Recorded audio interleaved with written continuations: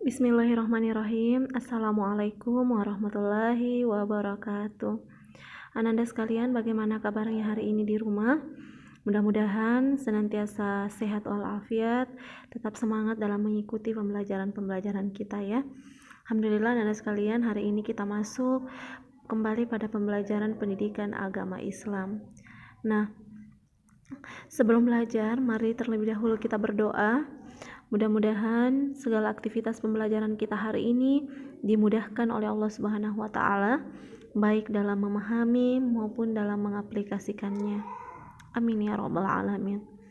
Baik Ananda sekalian, insyaallah untuk hari ini pembelajaran pagi kita akan membahas tentang materi taharah ya, bersuci, yaitu bersuci dari hadas kecil. Ya, jadi pokok materi kita adalah tentang bersuci dari hadas kecil. Nah, sebelum masuk materi, mari sama-sama kita menyimak tujuan pembelajaran kita hari ini. Apa saja tujuan pembelajaran kita? Yang pertama, tujuan pembelajaran kita adalah Ananda sekalian harus mengetahui pengertian bersuci. Apa itu bersuci ya? Pengertiannya hadas, macam-macam penyebab hadas kecil, dan tata cara bersuci dari hadas kecil. Jadi keempat materi ini Ananda sekalian harus kuasai setelah pembelajaran ini. Nah, di dalam materi ini juga sebentar terdapat tugas yang harus kalian selesaikan. Jadi, mari kita simak dengan baik ya materinya. Baik, kita masuk pada materi yang pertama. Pengertian bersuci dari hadas. Disimak dengan baik ya, Ananda. Ya, bersuci secara bahasa itu artinya suci dari kotoran. Sedangkan secara istilah membersihkan diri dari hadas dengan cara berwudu, mandi atau tayammum, serta membersihkan diri dari najis yang melekat pada badan, pakaian dan lain sebagainya dengan air atau penggantinya. Sedangkan hadas sesuatu peristiwa yang dapat juga diartikan kotor atau tidak suci. Sedangkan menurut istilah, hadas adalah keadaan tidak suci bagi seseorang sehingga tidak sah dalam menjalankan ibadah tertentu, ya. Jadi kalau kita berhadas Ananda, berarti keadaan kita pada saat itu tidak suci. Ya. Nah, khusus untuk materi kita ini yang kita akan bahas adalah hadas kecil, ya. Hadas kecil.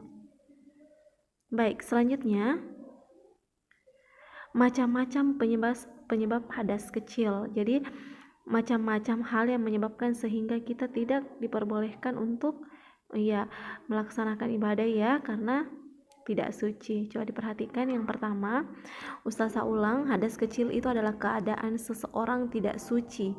Ya, jadi garis bawahi nak ya bahwa hadas itu adalah keadaan kita tidak suci. Nah, karena keadaan kita tidak suci, hal apa saja yang bisa menyebabkan kita menjadi suci kembali ketika kita berhadas kecil? Ya, hal itu bisa dilakukan dengan berwudu. Ya, jika tidak dapat dilakukan dengan berwudu, bisa dengan tayamum terlebih dahulu agar menjadi suci. Ya, jadi kalau anandaku sekalian berhadas kecil, maka kita tidak boleh melaksanakan sholat misalnya. Bagaimana caranya supaya kita bisa melaksanakan sholat kembali? Silahkan berwudu. Ya, jika keadaan tidak memungkinkan kita untuk berwudu, maka ada yang disebut dengan tayamum. Ya, diperhatikan Ananda ya. Ya, coba perhatikan hal-hal yang menyebabkan kita berhadas kecil. Jadi kita dapat berhadas kecil dengan sebab ini. Yang pertama, buang air kecil atau buang air besar. Jadi kalau sudah kita buang air kecil atau buang air besar, maka pada saat itu kita sedang berhadas kecil. Tidak boleh sholat atau melaksanakan sholat sebelum berwudu atau tayamum jika tidak memungkinkan untuk berwudu ya. Hilang akal itu bisa disebabkan karena mabuk, gila atau tertidur pulas ya, tidak sadar. Maka itu juga bisa menyebabkan tidak sahnya kita untuk melakukan sholat ya, atau kita sedang berhadas kecil. Bersentuhan antara kulit laki-laki dan perempuan yang bukan mahram tanpa ada batas yang menghalanginya. Ya, yang bukan mahramnya Ya, pelajaran yang lalu kita telah belajar tentang kategori muhrim. Ya, maka anandaku sekalian harus sudah tahu ya, ketika kita bersentuhan dengan yang bukan mahram kita tanpa membatas, maka itu bisa menyebabkan kita juga berhadas kecil. Menyentuh kemaluan dengan telapak tangan bagian dalamnya, jadi tidak boleh juga itu. Kemudian selanjutnya, Ananda, tahukah kamu pengertian wudhu? Jadi ketika hal itu tadi terjadi dalam diri kita, maka salah satu cara untuk mensucikannya ya, sehingga kita dapat melaksanakan sholat lagi misalnya adalah dengan berwudhu. Nah, tahukah kamu apa itu berwudhu? Insya Allah anandaku sekalian, ini Ustazah sangat yakin sudah mengetahui semua tentang apa itu wudhu, karena dalam keseharian sudah dipraktekkan ya. Nah, kita coba lihat ya. Wudhu itu adalah bentuk bersuci untuk menghilangkan hadas kecil. Dilakukan ketika akan mengerjakan sholat atau ibadah lainnya. Ya. Jadi wudhu dilakukan ketika kita berhadas kecil. Sudah misalnya kencing atau buang air besar ya. Tertidur dengan pulas, ketika akan melaksanakan ibadah misalnya mengerjakan sholat atau ibadah lainnya, maka untuk supaya suci maka mari berwudhu terlebih dahulu ya. Nah, selanjutnya tata cara bersuci dari hadas kecil, coba diperhatikan syaratnya wudhu ya. Syarat wudhu yang pertama itu Islam, kita beragama Islam, tidak sedang berhadas besar ya, tidak sedang berhadas besar ya. Jadi wudhu itu hanya bisa membersihkan hadas kecil ya, tidak bisa membersihkan hadas besar ya. Jadi hadas besar insya Allah nanti kita bahas. Jadi memakai air suci dan mensucikan. Jadi air yang suci ya, yang kita pakai untuk berwudhu adalah air yang bersih, suci dan mensucikan. Tidak ada yang menghalangi air wudhu sampai ke anggota wudhu ya. Jadi tidak ada yang menghalangi air wudhu sampai ke tangan, ke bagian yang akan terkena air wudhu itu ya. Makanya ketika kita berwudhu, kita dianjurkan untuk berwudhu dengan sebaik mungkin, membasahi seluruh bagian yang mestinya harus basah ya ketika kita berwudhu ya. Tidak ada yang menghalangi air itu sampai ke tangan kita ya, ataukah ke bagian yang wajib terkena air wudhu ya. Kemudian rukun wudhu ya, hal-hal yang harus kita lakukan, yang wajib kita lakukan ketika kita berwudhu. Yang pertama adalah berniat ya, membasuh kedua tangan sampai siku ya, sampai siku ya. Kemudian mengusap sebagian kepala atau rambut. Jadi mengusap sebagian kepala atau rambut, membasuh kedua kaki sampai mata kaki. Jadi ini harus dilakukan ketika kita berwudhu. Kemudian tertib itu maksudnya kita lakukan secara berurutan ya, bukan kakinya dulu baru kepalanya, tetapi dilakukan secara berurutan. Selanjutnya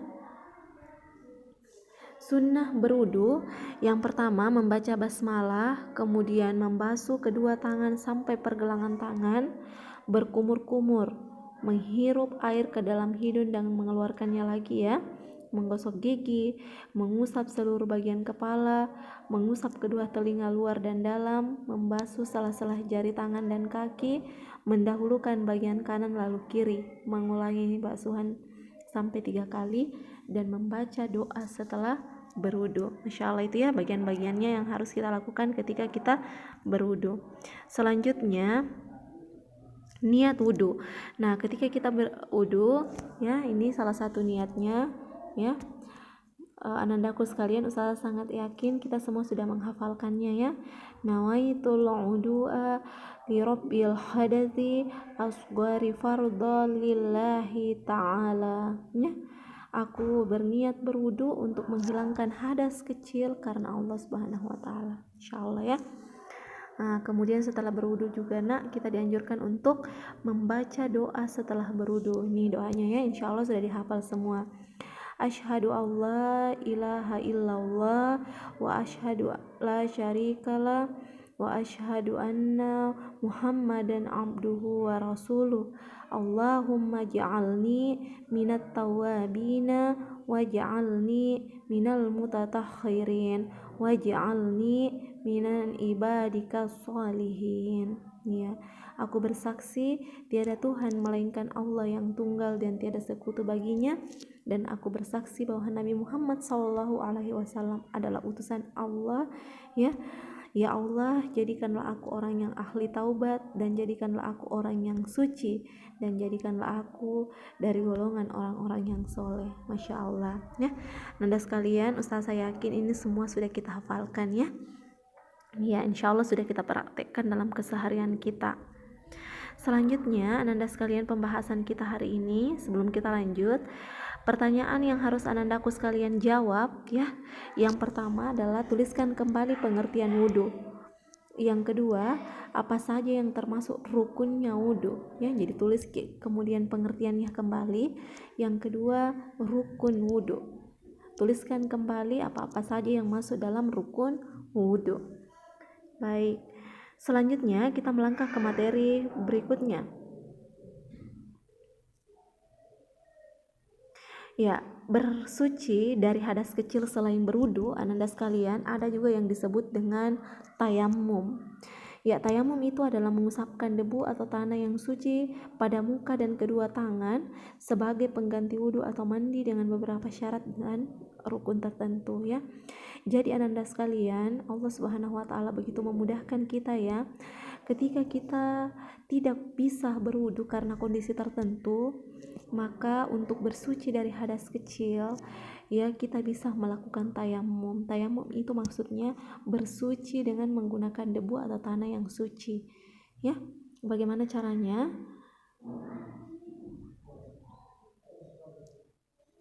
Perhatikan ada bagian-bagiannya ya.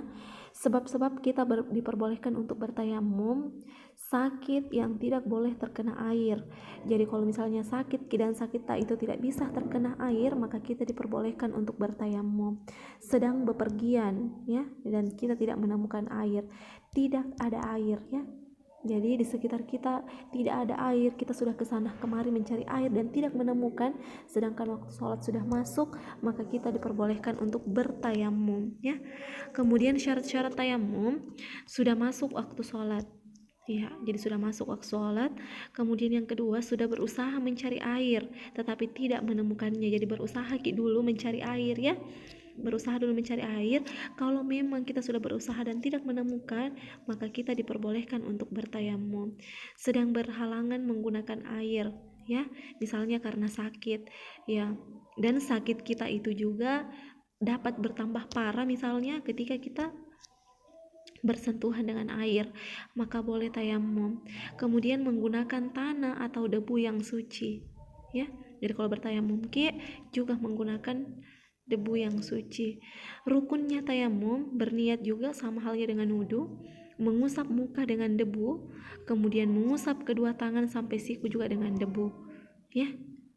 Jadi urutannya hanya itu nak ya.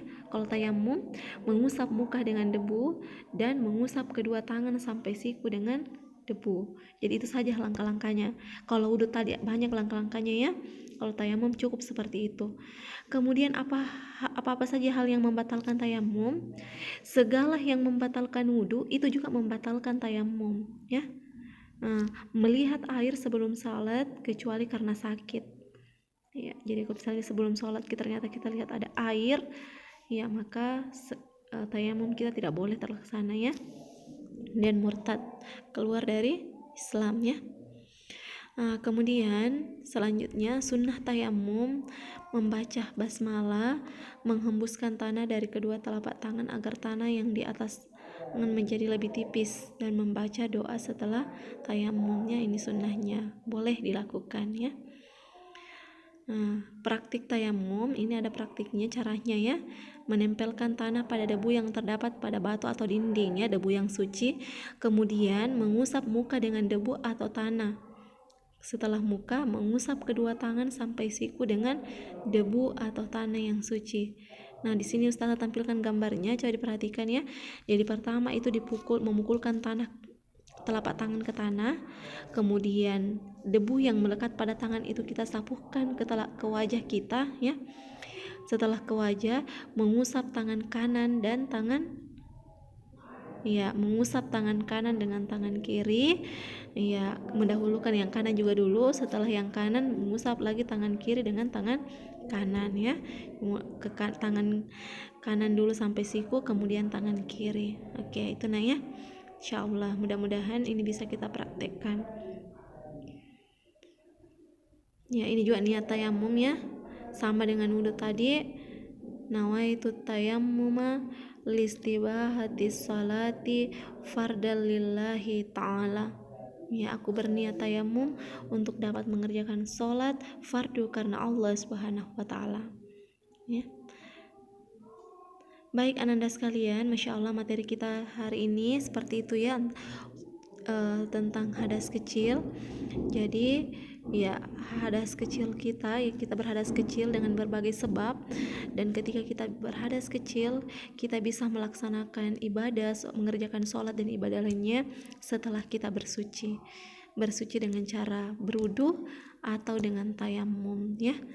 Nah sekarang bagian ketiga yang harus kalian kerjakan selanjutnya ya, bagaimana cara kita mensucikan diri ketika terkena hadas kecil. Kemudian yang keempat, hal-hal apa saja yang menyebabkan diperbolehkannya kita untuk bertayamum. Ya, ini nak ya pertanyaan yang harus kalian jawab hari ini. Petunjuknya, Ananda silahkan menjawab 4 pertanyaan dalam video yang telah disimak tadi. Jadi ada 4 pertanyaan di dalam video kan. Jawaban ditulis pada buku catatan PAI. Silahkan ditulis jawabannya di buku catatan Tak. Setelah dijawab, silahkan difoto dengan jelas dan dikirim ke LMS Afdal. Ustazah sangat berharap pengumpulan tugas Tak di LMS Afdal ya, agar kepala sekolah juga bisa memantau bagaimana tugas-tugas Tak ya. Seperti itu nak pelajaran kita pada hari ini. Mudah-mudahan bisa kita ada hal yang bisa kita praktekkan, bisa kita amalkan ya dalam kehidupan kita sehari-hari. Jazakillah khair atas segala perhatiannya. Ustazah tunggu tugas-tugasnya di Afdal ya. Syukran. Assalamualaikum warahmatullahi wabarakatuh.